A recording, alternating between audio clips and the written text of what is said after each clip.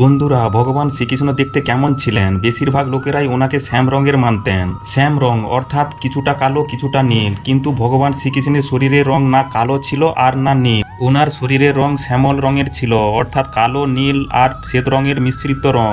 সাথে ওনার কোকড়ানো চুল আর কোমল নয়নযুক্ত ছিল। ওনার শরীর কোমল অর্থাৎ মেয়েদের মতো মৃদু ছিল।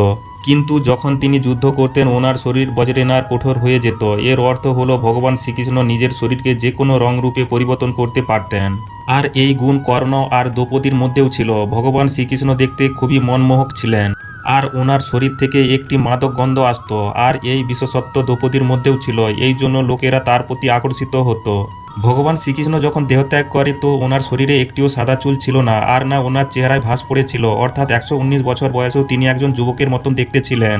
তাই বন্ধুরা, আপনারা যদি ভগবান শ্রীকৃষ্ণের ভক্ত হয়ে থাকেন তাহলে ভিডিওটিকে লাইক আর কমেন্টে জয় শ্রীকৃষ্ণ অবশ্যই লিখবেন।